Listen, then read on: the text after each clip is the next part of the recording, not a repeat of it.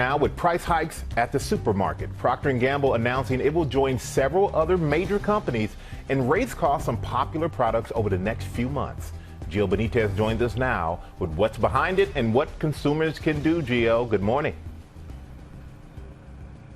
Hey, Michael, good morning to you. Yeah, in this pandemic, Americans were already spending more on food and household items. But now, even with these companies making so much more money last year, we are still seeing these prices go up. Thought you were spending more at the grocery store than ever before? Well, brace yourself. There are even more major price hikes on the horizon.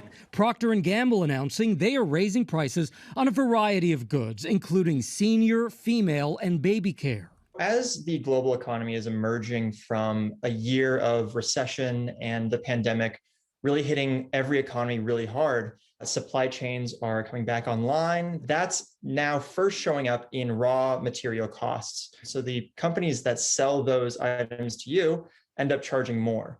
While we don't know the specifics yet, this 27 count of Pampers retails for around $9. A mid to high single percentage increase could see the cost go up by as much as 72 cents per package. So unfortunately, consumers hurt rather than any of the businesses worrying about the competition by pushing up on their prices vis-a-vis the others. But I'm interested in how long they expect, or how long you expect this sort of inflationary pressure to last.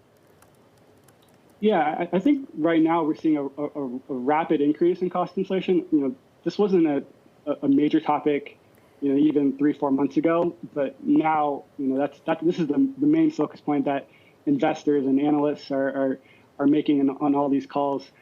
So right now, I think we're at the midst of cost inflation, and I'm expecting the second half of the year for cost inflation to moderate.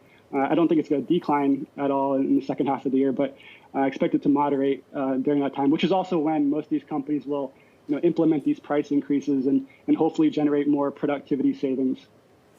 Interesting. Can you explore that with me further? If you think they moderate, correct me if I'm wrong, a company wouldn't raise prices if they thought it was transitory. So are these companies telling you that these higher input costs are indeed not transitory and that is the decision? Or is this purely, we just want to protect our margins at all costs?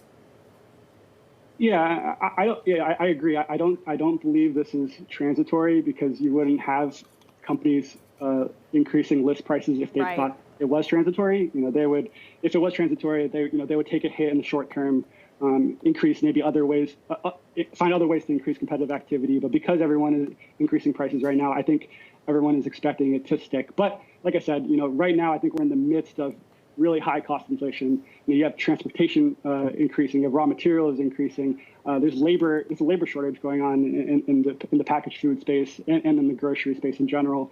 So you have wage pressures there, and there's the potential for a minimum wage hike later this year. So there's lots of cost pressures that are impacting a company. Hungry? Maybe it's because grocery prices jumped more than 0.5% in the month of March, according to the government's Consumer Price Index. That could mean a 6% price hike this year, after an almost 4% jump last year. Jackie Thompson first noticed rising prices last summer. It's totally ridiculous, $15 per steak.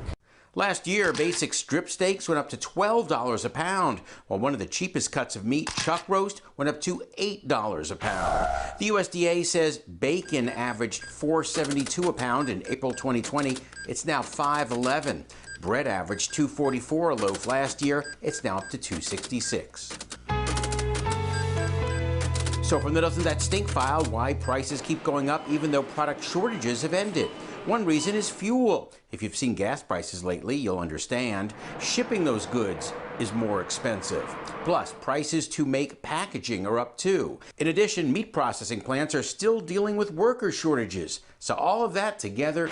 Major factor, the cost of gas on the rise after the deep freeze in Texas last month, which shut down the country's largest refineries, raising the cost of shipping goods. It costs me more at the fuel pump, so it costs more to ship the load out, meaning it's going to end up going in the store at a higher price.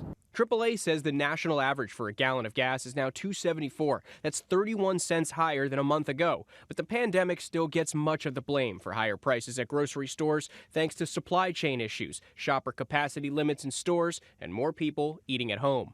The coronavirus has caused a major disruption within the food supply chain. We have this unprecedented demand at the grocery stores. The government is now estimating a 6 to 9% increase this year in soybean prices, commonly found in many plant-based meat substitutes, and a 5 to 8% increase in wheat prices. Fast food customers also paying more. Prices are up more than 6% in the last year, compared to about 3% at traditional restaurants.